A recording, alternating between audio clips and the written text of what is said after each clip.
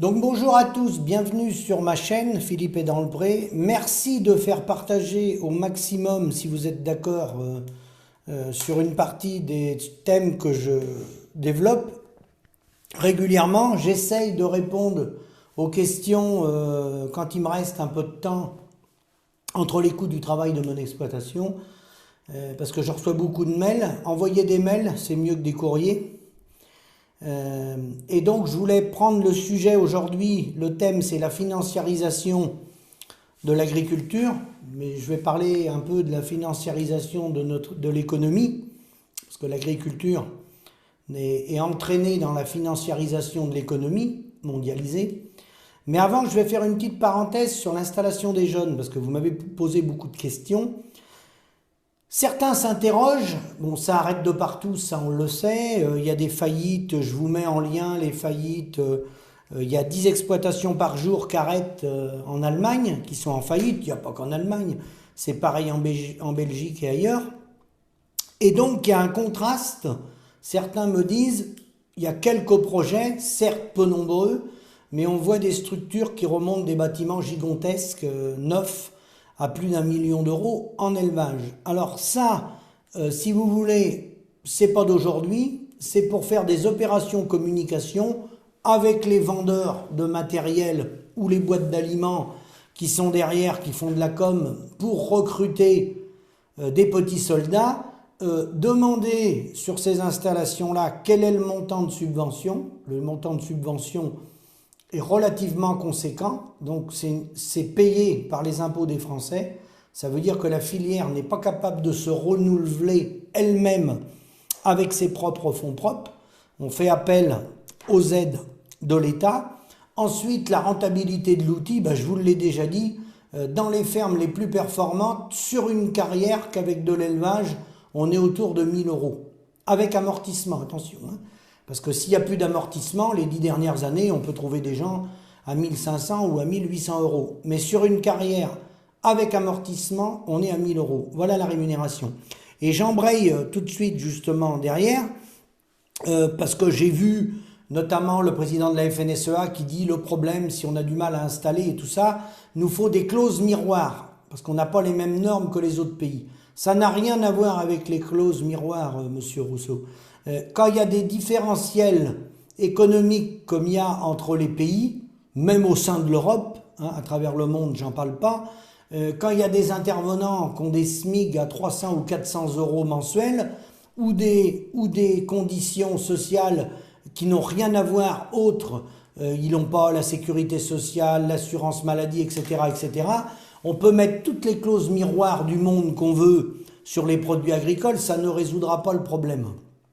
Pour résoudre le problème, je l'ai déjà dit, il faut des barrières douanières et fonctionner avec la coopération entre les États. C'est pas possible sinon. Pour exemple, faut savoir que dans le monde, il y a des producteurs qui livrent des bananes à des coopératives 2 euros les 100 kilos. Ils sont payés 2 euros les 100 kilos. Donc 2 euros les 100 kilos, je vous mets au défi en France d'être capable de payer des gens 2 euros les 100 kilos. Et après, si on veut être tout à fait logique, le système agricole dans lequel on est en France, mais en Europe, hein, attention, je parle, il n'y a pas que les Français, hein, à part autour de 8%, on a fait une approche avec des gars sur une approche économique sur les revenus agricoles, toute production confondue, on trouve que 7-8% d'agriculteurs qui seraient capables de vivre sans aucune subvention, c'est-à-dire sans la PAC, sans les aides de la sécurité sociale sur les retraites, etc., etc. Toutes les autres exploitations, si on parle comptablement parlant, on est en cessation de paiement. Pourquoi on est en cessation de paiement? C'est que si on n'avait pas toutes les aides à l'agriculture, toutes les subventions qu'on a sur les bâtiments, sur le matériel, la PAC évidemment, mais il n'y a pas que ça. Toutes les subventions qui vont au modèle agricole, si on les enlève toutes demain matin, les agriculteurs sont en cessation de paiement, à part entre 6 et 8% des productions bien ciblées qui arriveraient à s'en tirer sans subvention du tout. Mais c'est vraiment des niches. Donc, c'est un modèle qui a été monté de toutes pièces, qui est en pleine perfusion perfusé de tous les côtés. C'est vrai en Belgique, c'est vrai en Allemagne, c'est vrai en Hollande, c'est vrai aux États-Unis, ce qui subventionne leur agriculture. Donc on a voulu mettre un modèle ultra-libéral qui en fait ne tient pas, parce qu'il est perfusé de tous les bouts, en fait. On dit qu'il est libre et non faussé, mais il est subventionné, c'est des subventions déguisées. Donc ça ne veut plus rien dire du tout.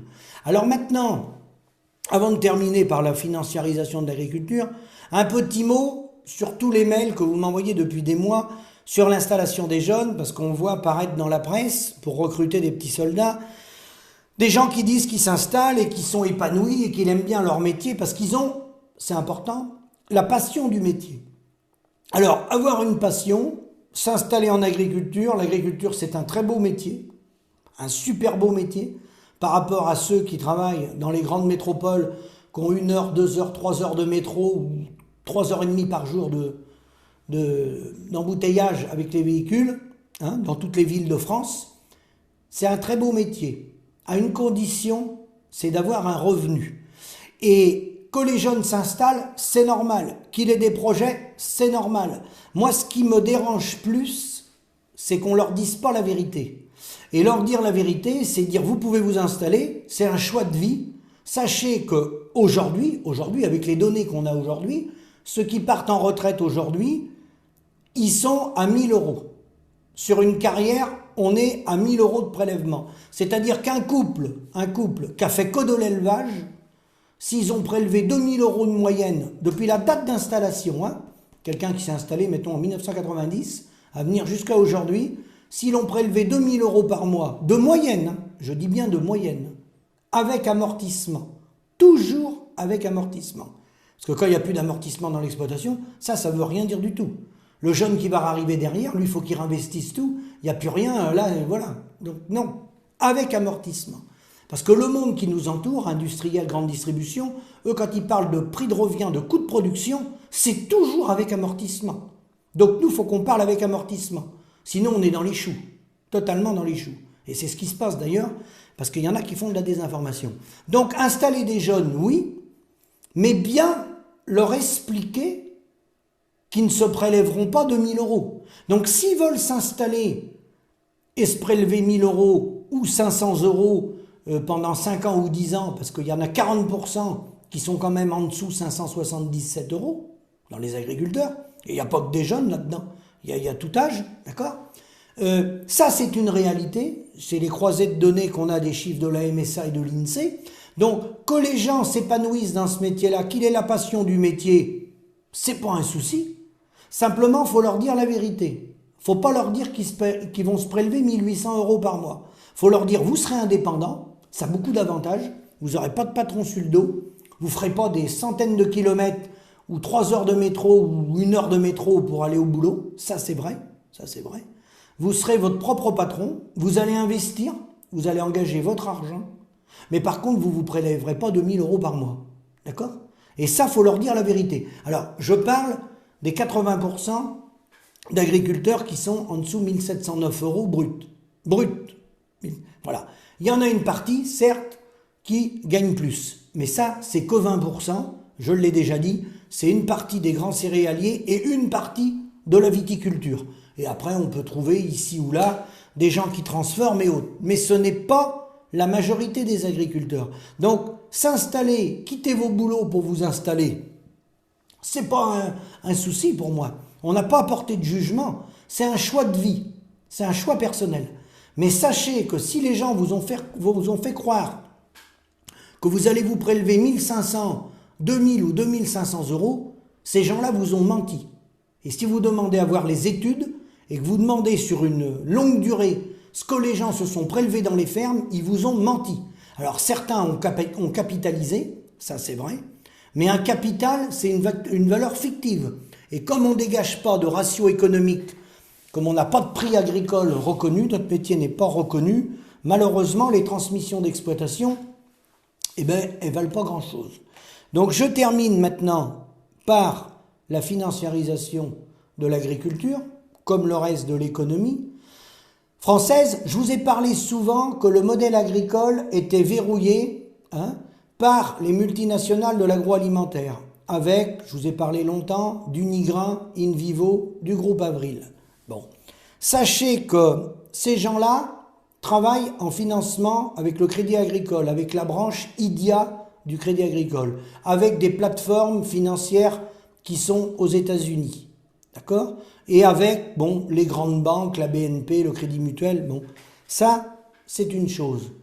Ensuite, au-dessus, il y a une autre étape. Il y a ce qu'on appelle les influenceurs. Il y a des fonds communs de placement. Il y a des entreprises comme BlackRock, comme Rockefeller, comme Rothschild, etc., etc. Ces gens-là, ils ont créé des think tanks. Ils ont créé des think tanks, ils ont créé des fondations. Et ils sont sur les plateaux télévisés, dans la presse écrite, partout, partout dans la société, dans l'enseignement, dans les lycées. Ils ont créé des fondations, des think tanks. Des think tanks, il y en a partout. Vous allumez toutes les chaînes de télévision. Il y en a qui interviennent tous les soirs sur la 16, etc., etc., etc. Hein? Et ces gens-là, ils sont là pourquoi? C'est au-dessus des chefs d'État, ça. Ils sont là pour influencer les trajectoires économiques sur le moyen et long terme. Donc ça veut dire quoi concrètement? Ça veut dire qu'ils vont jouer sur, par exemple, est-ce qu'il y a un avenir pour la voiture électrique? Il y en a qui vont mettre des fonds avec des think tanks pour développer la voiture électrique, pour l'arrêt du nucléaire par exemple, ou le développement des énergies renouvelables. Voilà, c'est des cercles de réflexion qui financent des fondations avec des think tanks et qu'interviennent au sommet de Davos, mais pas qu'au sommet de Davos, il y a d'autres sommets qui se tiennent secrètement avec ces gens-là, qu'on appelle les influenceurs. Et nous, au niveau agricole, par exemple, ça veut dire quoi en langage clair? Ça veut dire qu'au niveau mondial, on produit 2800 millions de tonnes de céréales. On produit 1150 millions de tonnes de légumes, 600 millions de tonnes de produits laitiers, 340 millions de tonnes de viande tout confondu, bovine, poulet, porc, et 125 millions de tonnes de fruits. Donc les influenceurs, parmi ces influenceurs, il y a des gens qui veulent intensifier, d'autres qui veulent... Il y a plusieurs stratégies. Et dans ces influenceurs, par exemple, on retrouve, c'est un exemple que je prends, des mouvements écologistes qui veulent que les 2800 millions de tonnes, il n'y en ait plus 65% qui soient utilisés par les animaux dans le monde. Les animaux mangent les produits végétaux et nous ensuite on tue les animaux pour les manger. Donc ces gens-là, ils ont des think tanks, des fondations pour amener la société progressivement à consommer plus de végétal et moins de viande d'origine animale. Ça par exemple, c'est des think tanks qui existent et des fondations. Alors sachez que le ratio, si au niveau mondial on consomme plus de végétal, moins d'animal, ou plus d'animal ou moins de végétal, ça n'a pas de rapport direct sur le prix des parts fermes. Ça, faut bien en être conscient. C'est pas parce que demain on consommera plus de viande, de poulet ou de viande bovine qu'on sera mieux rémunéré, et vice versa, si demain on divise la production de viande par 2 en France, consommée, je parle par français, ce n'est pas pour ça qu'on sera mieux rémunéré. Parce que le prix n'est pas fait sur les volumes et n'est pas fait sur l'offre et la demande. Le prix, il est fait par la filière. Et la filière, certes, elle est influencée par les influenceurs qui sont des milliardaires au niveau planétaire pour tirer les ficelles économiques des mouvements, des évolutions, des consommations des citoyens au niveau mondial. Ils sont là, eux, pour en tirer des profits. Eux, ils sont là pour le profit. Que les gens mangent des patates, des tomates ou qu'ils mangent des moutons, ça c'est le moindre de leurs soucis. Eux, ils sont là pour voir les ratios économiques des schémas qu'ils mettent en place. Mais lorsqu'on consommera, on est parti pour consommer moins de viande un peu chez nous, ce qui n'est pas forcément le cas au niveau planétaire, dans tous les pays, ça n'a pas de lien direct avec le prix payé aux producteurs. Autrement dit, on peut diviser nos consommations de viande ou de produits laitiers d'un tiers, ce n'est pas pour ça que vous serez payé plus cher, les gars.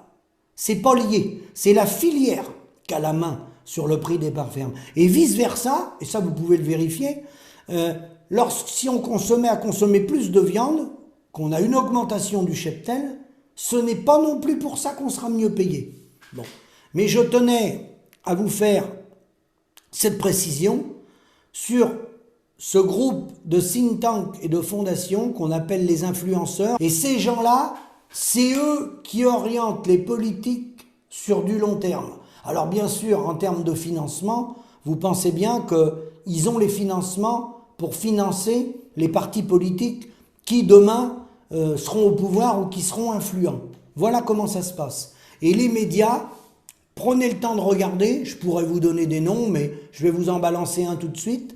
Il y a le think tank Le Millénaire, vous taperez sur internet, le think tank Le Millénaire, et ils sont pratiquement tous les soirs sur CNews. C'est un exemple parmi tant d'autres. Il y a Agnès Verdier-Moulinier, la fondation IFRAP, aller en permanence dans les médias. Voilà. Donc ça, c'est des gens qui ont mis des fonds dans des think tanks et dans des fondations pour influencer les populations, influencer les jeunes dans les écoles, etc., etc.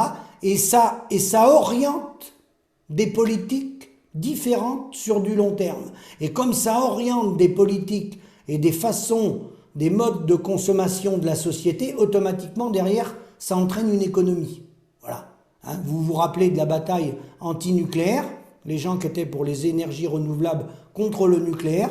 Nous, au niveau agricole aussi, on a des fondations qui sont pour d'autres types de consommation au niveau agricole.